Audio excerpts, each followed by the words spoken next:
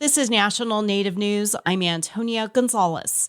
The internment of Japanese Americans during World War II is among the chapters of U.S. history that the Trump administration is actively working to erase. It's part of a sweeping campaign to remove so-called disparaging signs and markers of the country's past and focus only on, quote, American greatness. In the final installment of a series on the camps, KJZZ's Gabriel Pietrozio visits the Colorado River Indian tribes to see how others are making sure victims are highlighted in, not erased, from the history books.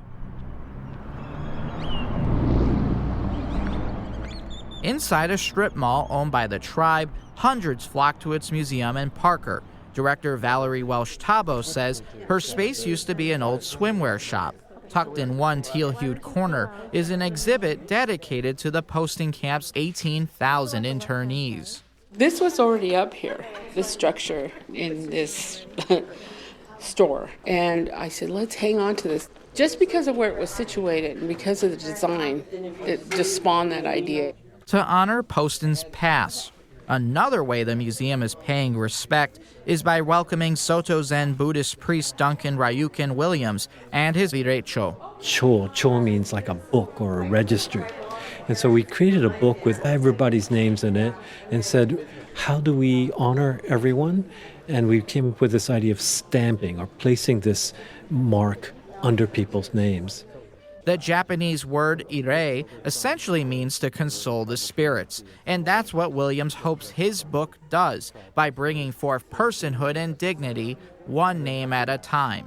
A lot of government camp rosters mangle Japanese names, so we can't honor people if their names are misspelled.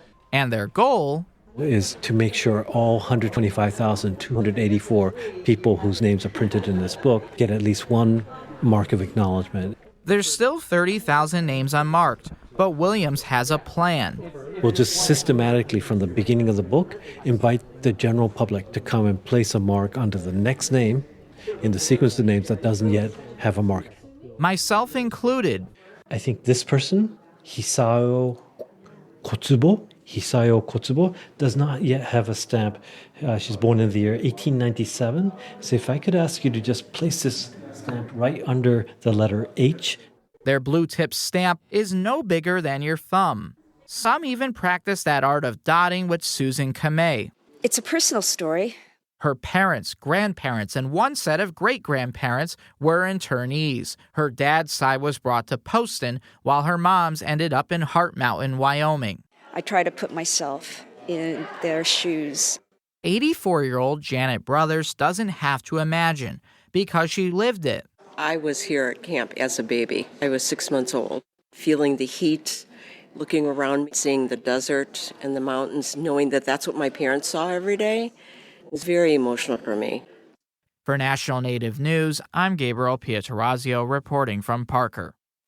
The National Congress of American Indians is remembering the life of former U.S. Senator Ben Nighthorse Campbell, who died Tuesday at age 92. NCAI President Mark Macaro, in a statement, said Campbell broke barriers and left a path for those who seek to follow as leaders in Indian country and in America. Campbell is being remembered for his work on Indian policy and elevating Indian country issues, serving on the Senate Committee on Indian Affairs. The Associated Press reports his daughter said he died of natural causes, surrounded by family.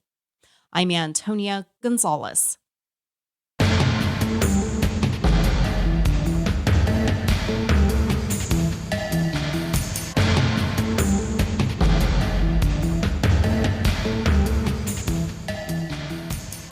National Native News is produced by Kawanak Broadcast Corporation with funding by the Corporation for Public Broadcasting.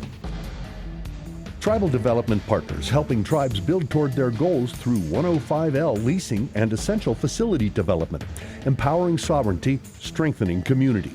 More at tribaldevpartners.com, proud supporters of this show. Support for law and justice-related programming provided by Hobbs, Strauss, Dean & Walker, LLP, a national law firm dedicated to promoting and defending tribal rights for over 40 years. More information available at hobbsstrauss.com.